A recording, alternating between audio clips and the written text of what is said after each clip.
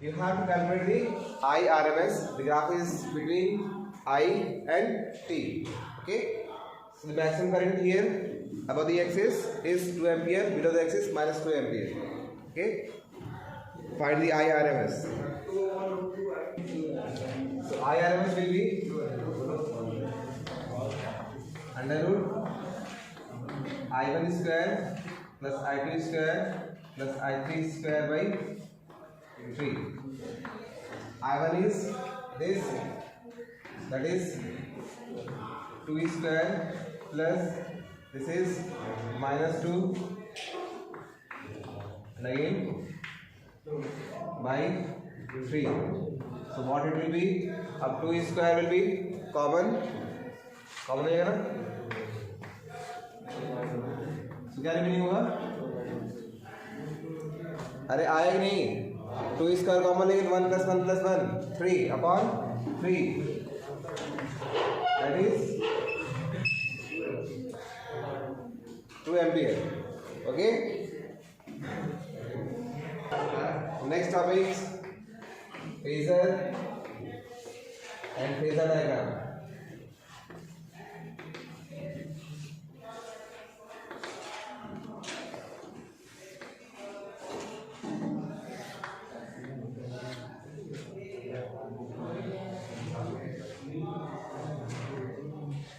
देखो, जब एक रोटेटिंग वेक्टर होता है, एक ऐसा वेक्टर जो रोटेट करता है, तो एक आपको साइनोसॉइडल ग्राफ देता है. क्या देता है? साइनोसॉइडल ग्राफ देता है, जिसे बोलते हैं फेजर. जिसे बोलते हैं फेजर. एक रोटेटिंग वेक्टर जो साइनोसॉइडल ग्राफ देता है, that is called the phasor. Okay. यहाँ पे आपको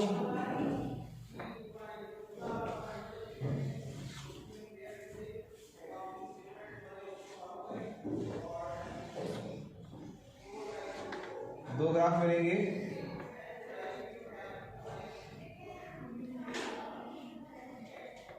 एक आई के बीच में और एक ई के बीच में. ठीक है. ड्रॉ करिए.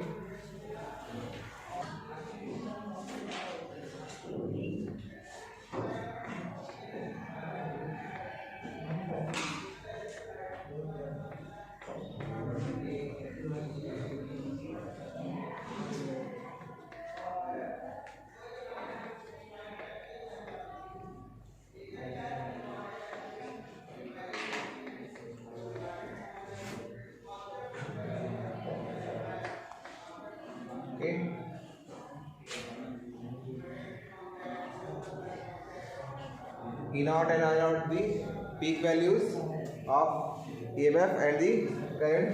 और इसका जब प्रोजेक्शन y एक्सिस पे लेंगे, so it will give the value of E and I. ठीक है. अब यहाँ पे जो आपको यहाँ पे दिख रहा है E0 है, ये एक वेक्टर है, अभी रोटेटिंग वेक्टर है. कहाँ से? इस एक्सिस से ओमेगा टी एंगल पे. ठीक है. जो करंट है ई से फाई एंगल पे है. जब इसका प्रोजेक्शन लेंगे तो यू विल गेट ई, और जब आई नॉट का प्रोजेक्शन लेंगे तो I naught and E naught are the peak values of EMF and current. Okay. अब सपोज करो फेजर डायग्राम क्या है. जब किसी भी सीरीज कनेक्शन में आपका या तो प्योर रेजिस्टेंस है, प्योर कैपेसिटेंस है या प्योर इंडक्टेंस है, तो आपकी जो करंट और वोल्टेज के बीच में जो ग्राफ होता है उसे ही बोलते हैं फेजर डायग्राम. कि करंट वोल्टेज से लीड कर रही है, लैग कर रही है, कि दोनों पैरेलल हैं, इसको डिनोट करना ही फेजर डायग्राम कहलाता है. ठीक है. So let start with the phasor diagram of purely resistance. आपके सर्किट में केवल और केवल क्या है? रेजिस्टेंस है. उस केस में हम लोग फेजर डायग्राम देखेंगे. क्लियर हुआ फेजर डायग्राम? अगर आपसे पूछता है कि what is phasor diagram, so in between current end voltage angle कितना है वही आपको शो करेगा फेजर डायग्राम. फेज पता है क्या होता है? फेज ये जो ओमेगा टी प्लस फाई होता है इसे बोलते हैं फेज. ठीक है ना. फाई को बोलते हैं फेज एंगल. फेज होता क्या है?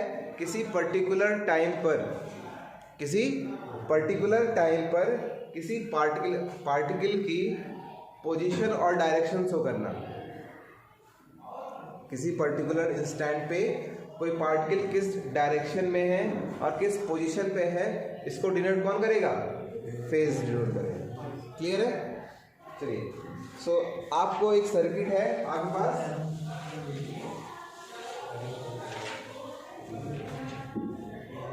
आपके सर्किट में प्योरली रेजिस्टेंस लगा है।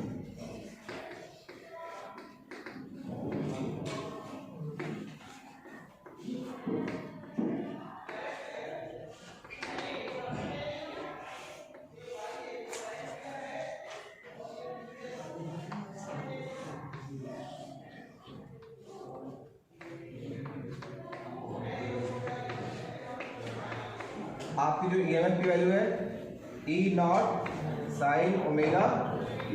अब आपको ओम्स लॉ, अब प्योर रेजिस्टेंस ऐड है तो ओम्स लॉ लगाएंगे यहाँ पे। ओम्स लॉ क्या था? V equal to I R, ठीक है ना? तो V, अब V और E में कंफ्यूज मत होइएगा, ठीक है ना? Both are same. तो in the place of V we can write it as, I am leaving from Ohm's law.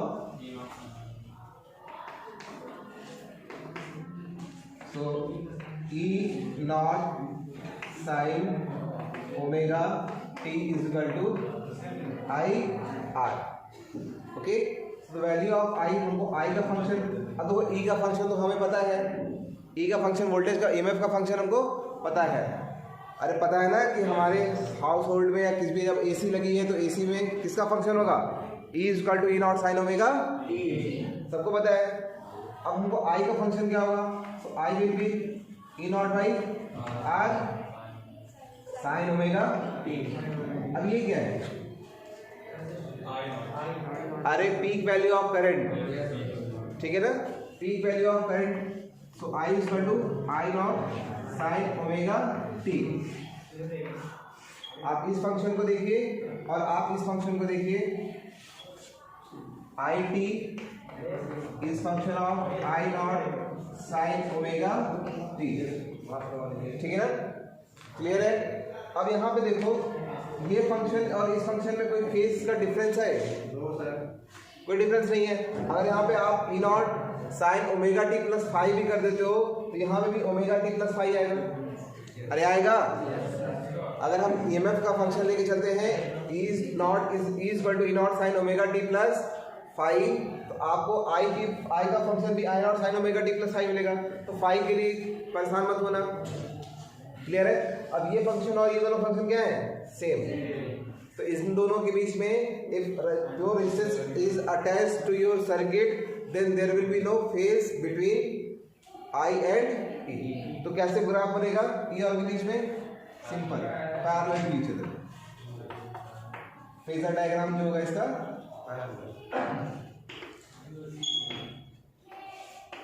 ऐसे I और R, दोनों सेम फंक्शन है ना? जब दोनों सेम फंक्शन है तो दोनों के बीच में कोई एंगल नहीं होगा, ठीक है? क्लियर है? Note down. Okay, when purely capacitance is attached to your circuit.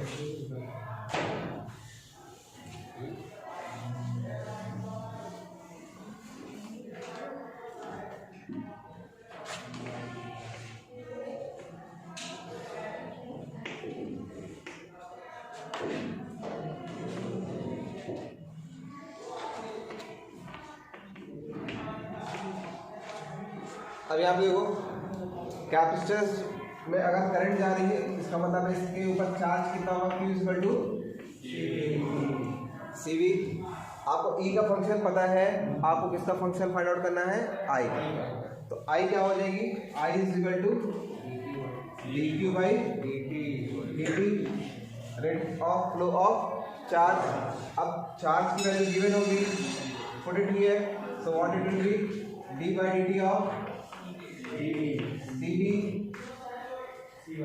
C dV by V मतलब E। इसको इसका फंक्शन यहाँ प्लेस कर देते हैं। तो I is equal to C d by dt of E naught sine omega T. अब sine omega T का डिफरेंशिएशन क्या होगा, साइन कन्वर्ट होगा कॉस में, बट यहाँ पे ओमेगा का फंक्शन भी है, केवल टी नहीं है, तो ओमेगा मल्टीप्लाई में आएगा। तो I will be C omega cos omega t, E naught भी आएगा, E naught C omega. So I is equal to I naught cos omega t. अभी आई नॉट की वैल्यू क्या है, अब यहाँ पे देखो इस फंक्शन को हमको ये तो पता है कि i is equal to I naught cos omega T.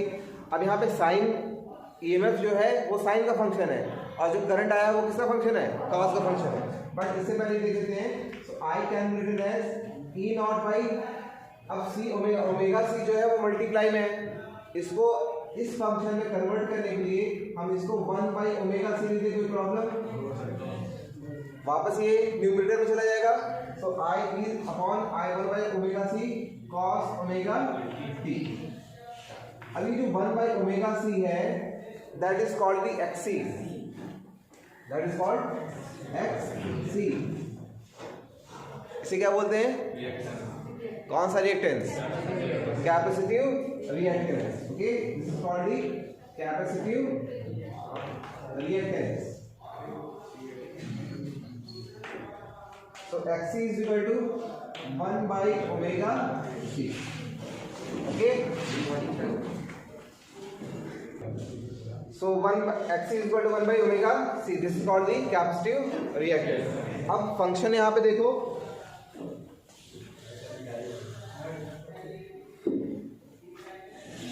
अब फंक्शन आपको क्या मिल गया है, I is equal to what, E naught upon 1 by omega C, और अब वैल्यू पता चल गई, जिसे एक्स लिखते हैं। Okay, cos omega t plus sorry omega T क्या लिखते हैं।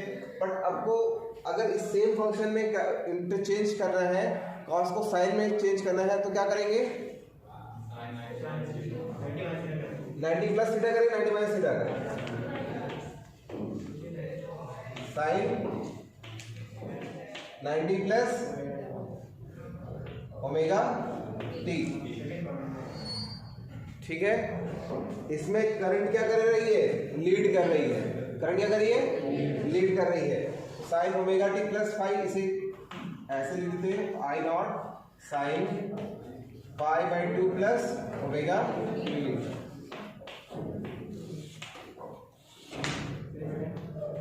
ठीक है, अब इसका फेजर डायग्राम कैसा होगा,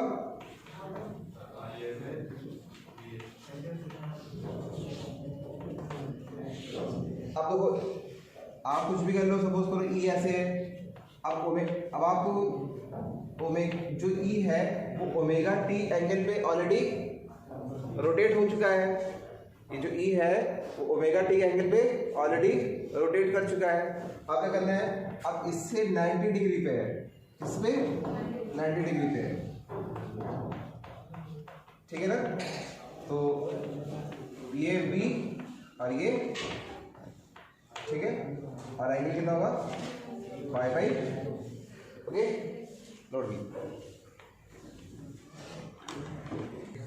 Okay, next, when a pure inductor is connected in the circuit, so E is equal to E naught sin omega t L, and I will be flowing in the inductor. Okay, आपको E का function given है, we have to find the function of I. So I कैसे find out करेंगे, L di by dt, L di by dt. Okay, EMF की value क्या होती है, E is equal to L di by dt, di by dt is equal to E by L। अब क्या करेंगे, E की value put कर देते हैं, बट यहाँ पर di by dt है, केवल I का फंक्शन हमको चाहिए, तो क्रॉस मल्टीप्लाई भी कर देते हैं, di is equal to E by L dt। अब इंटीग्रेट करेंगे तो फंक्शन मिल जाएगा, e की वैल्यू हमको यहाँ पुट कर देते हैं, so what will be, so I will be integral of e naught sin omega t dt upon L, so e naught by L will be constant। अब integral sin omega t dt, अब तो यहाँ पे minus की value आएगी, minus cos होगा, but E equal to minus L D I by D T होता है, ठीक है ना, माइनस ऑलरेडी लगा हुआ है यहाँ पे तो पॉजिटिव हो जाएगा। अब इस पर जब इंटीग्रेट करेंगे ई नॉट बाई एल, जब इसका इंटीग्रेशन करेंगे तो कॉस में कन्वर्ट होगा, तो cos omega T by omega, difference करने पे जो कॉफिशिएंट होता है वो मल्टीप्लाई होता है, इंटीग्रेशन में वो डिवाइड होता है, तो यहाँ पे ओमेगा डिवाइड हो गया, तो what it will be E naught by omega L cos omega t, so this is I. अब हमको पता है I is equal to I naught sine omega t होती है, बट यहाँ पे वैल्यू क्या मिलेगी, I is equal to I naught, this is the I naught, I is equal to I naught की पूरी वैल्यू है ये, और कॉस ओमेगा टी मिल रहा है, क्लियर है। अब ये जो ओमेगा एल है दिस इज कॉल्ड दी, अब आपको पता है I is equal to V by R होता है, ये तो वी मिल गया आपको, तो इसको क्या करेंगे, ये एक रेजिस्टेंस की तरह बिहेव करेगा, इसे बोलते हैं inductive reactance, x L inductive reactance. अब जब L होता है, जब इंडक्टर लगता है तो करंट लीड नहीं लैग करती है, क्या करती है, लैग करती है, और आपका पोटेंशियल लीड करता है। तो आईपीएल का नाम तो सुना ही होगा आप लोगों ने, आईपीएल, हाँ इंडियन प्रीमियर लीग। यहाँ पे क्या करेंगे, व्हेन सर्किट में इंडक्टर लगेगा तो पोटेंशियल लीड करेगा, ठीक है ना, आईपीएल लर्न कर लीजिएगा। इंडक्टिव रिएक्टेंस क्लियर हो गया, तो it will be I is equal to I naught cos omega T. अब इसको क्या किस फॉर्म में लिखना पड़ेगा साइन में, तो I is equal to I naught sine omega T minus 90 minus का, तो इसको 90 minus omega T, sir omega T minus 90 कर दो या 90 माइनस ओमेगा टी करो, कोई फर्क तो पड़ने वाला नहीं है, कोई फर्क पड़ेगा क्या, अरे बाकी लोग कुछ समझ में आ रहा है, ओमेगा टी माइनस 5 कर देंगे तो क्या हो जाएगा,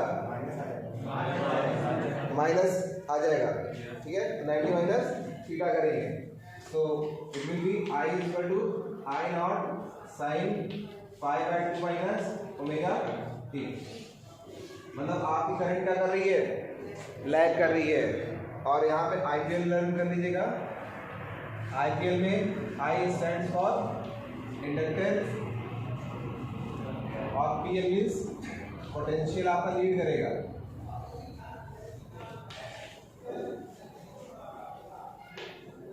कंफ्यूजन नहीं होना चाहिए, एग्जाम में जाएंगे अगर प्योर रेजिस्टेंस दे दिया या प्योर इंडक्टेंस कैपेसिटेंस दे दिया, इंडक्टेंस दे दिया तो भूल गए वहाँ पे कौन लीड कर रहा है कौन लैग कर रहा है, तो इंडक्टेंस होगा तो पोटेंशियल लीड करेगा।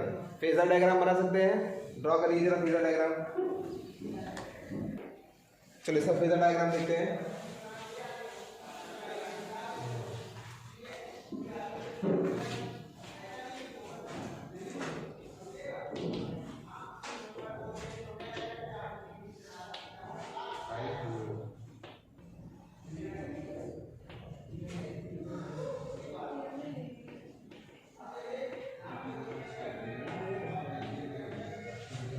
सही है, पोटेंशियल लीड कर रहा है और करंट लैग कर रही है, ठीक है, दोनों के बीच में π/2 का एंगल होगा, इसमें तो करंट लीड कर रहा है, करंट लीड कर रहा है,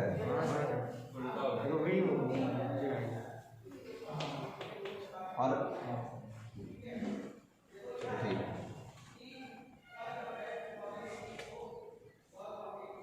हम अगर फंक्शन के फॉर्म में अगर हम करें, अगर हम, ये तो सही है, चलो ठीक है, ये आई नॉट हो जाएगा, ये ई होगा या ई नॉट होगा, जो भी।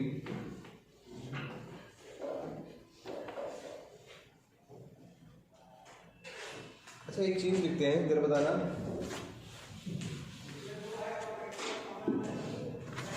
आई naught is equal to E naught by R, ठीक है। दूसरा फंक्शन लिखते हैं, I T is equal to E T by R. क्या दोनों सही है?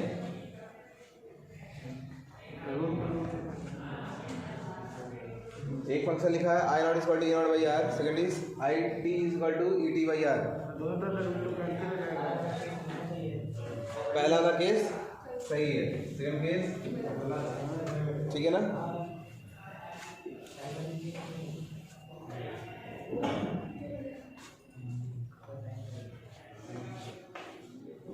अगर हम कर्व के फॉर्म में, अच्छा आई नॉट कितना होगा, 90 डिग्री पे होंगे दोनों। आई किससे 90 डिग्री पे होगा? ई नॉट से ओमेगा टी, और ये 90 डिग्री। ये आई नॉट लीड कर लैग करेगा, ई नॉट लीड करेगा। चलो अगर हम कर्व के फॉर्म में करें,